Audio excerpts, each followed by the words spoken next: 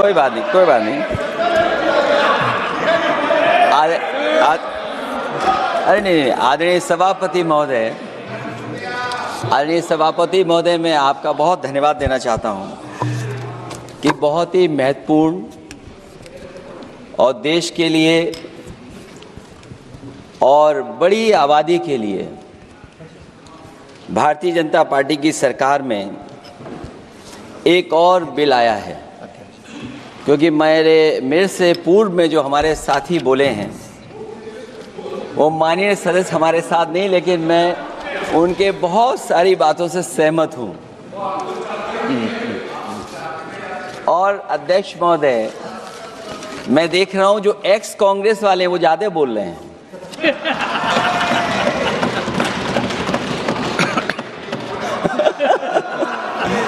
आदरणीय अध्यक्ष महोदय,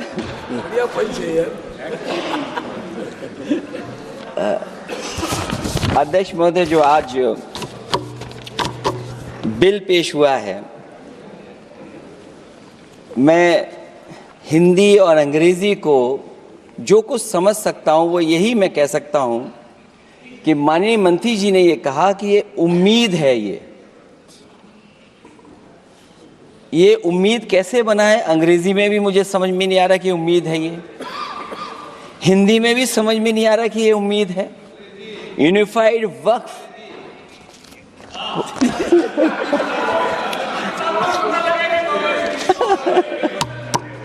अध्यक्ष महोदय, यूनिफाइड वक्फ मैनेजमेंट अध्यक्ष महोदय, मैं समझ सकता हूं कि मैं वो बात छेड़ना नहीं चाहता था, लेकिन क्या करूं, मजबूरी है अब।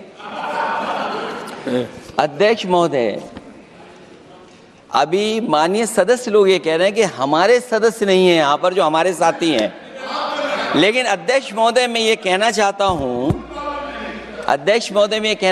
हूँ, ये जो बिल लाया जा रहा है, भारतीय जनता पार्टी में एक मुकाबला चल रहा है। भारतीय जनता पार्टी के अंदर मुकाबला चल रहा है कि खराब हिंदू कौन बड़ा है। और ये बात अध्यक्ष महोदय मैं ऐसे ही नहीं कह रहा हूं।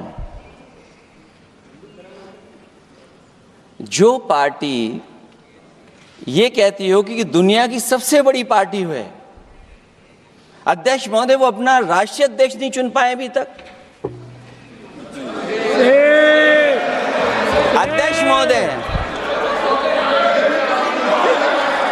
अध्यक्ष महोदय, भारतीय जनता पार्टी क्या है?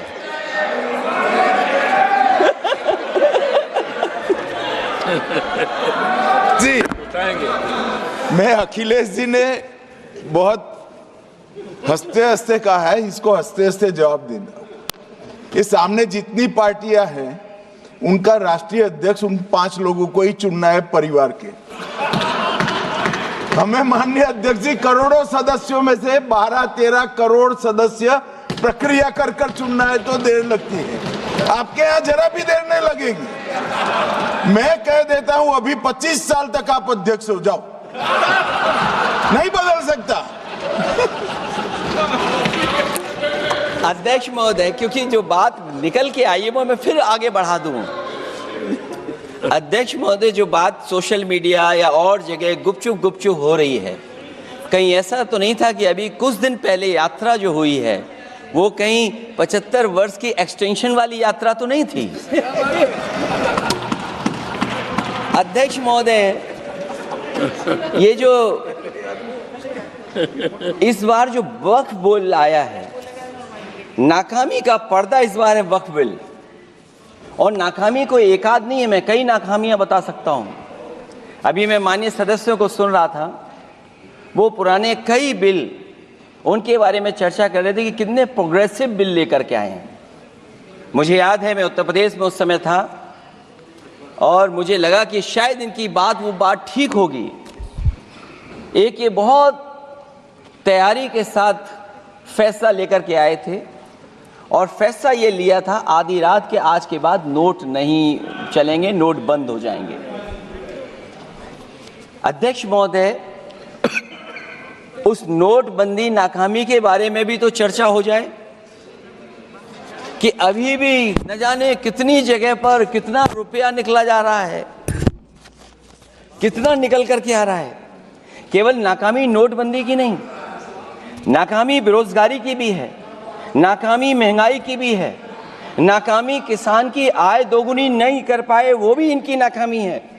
मुझे याद है एक माननीय मंत्री जी पूरे देश की नदियों के बारे में बीओडी बता रहे थे, लेकिन माननीय मंत्री जी ये भूल गए कि उनके शहर में, उनके क्षेत्र की जो नदी है उसकी बीओडी क्या है। गंगा क्या साफ हो गई, यमुना क्या साफ हो गई, स्मार्ट सिटी क्या बन गई, क्या गोद लिए हुए गांव इन्होंने गोद से उतार दिए, उनकी क्या दुर्दशा है। इसलिए मैं कहना चाहता हूं, ये नाकामी का पर्दा इस बार वक्फ बिल बना है। और सबसे बड़ी बात तो यह है कि जिसके लिए फैसला होना है उसकी बात को अहमियत न देना भी नाइंसाफी है। अध्यक्ष महोदय, नाकामी केवल यहां तक नहीं है। और भारतीय जनता पार्टी क्या है, मैं केवल एक पुरानी घटना याद करता हूं। एक बार फैजाबाद अयोध्या में एक कार्यक्रम था, उसमें बड़ी तैयारी की गई थी और तैयारी के साथ कलाकार बंबई से बुलाए गए थे। हो सकता है वो सहमति दिल्ली से ना रही हो, केवल लखनऊ की सहमति से हो रहा हो कार्यक्रम। और जब कार्यक्रम की पूरी तैयारी हो गई, भगवान श्री राम बनकर के कोई आ गया, लक्ष्मण बनकर के कोई आ गया, माँ सीता भी बनकर के कोई आ गया, हनुमान जी और भगवान हनुमान भी बनकर के कोई आ गया। लेकिन जब लखनऊ से वो हेलीकॉप्टर उड़ा और अयोध्या पहुंचा तो सब लोग थे, लेकिन उसमें हनुमान नहीं थे। अध्यक्ष महोदय, मैं भारतीय जनता पार्टी के लोगों से कहूंगा कि जानकारी करिए कि आखिरकार भगवान श्री राम थे, लक्ष्मण थे, सीता थी, लेकिन हनुमान क्यों नहीं थे? हनुमान इसलिए नहीं थे, शायद उनकी जात या धर्म कुछ और था। अध्यक्ष महोदय, ये देश मिली जुली संस्कृति से चला है। कुछ हमने सीखा, कुछ उन्होंने सिखाया। और जो लोग ये कहते हैं कि हम सबको बराबरी का हक देते हैं, अभी कुछ दिन पहले ईद निकली है। अध्यक्ष महोदय, वो परंपरा रही है, न केवल मैं जाता हूं बल्कि कोई दल का नेता ऐसा नहीं न जाता हो उस कार्यक्रम में शामिल होने। भारतीय जनता पार्टी के जो मुख्यमंत्री, उप मुख्यमंत्री, वो भी जाते हैं, उप मुख्यमंत्री, सभी धर्मों के नेता आते हैं। लेकिन पता नहीं इस बार क्या साजिश थी, षड्यंत्र था कि वहां पर कुछ पाबंदी लगी हुई थी। अगर किसी कारण पाबंदी लगी हुई थी तो बात समझ में आती है, लेकिन जब जानकारी हुई है, किसी को नहीं पता था कि पाबंदी क्यों लगी है कि आप नहीं जा सकते वहां पर कार्यक्रम में शामिल होने।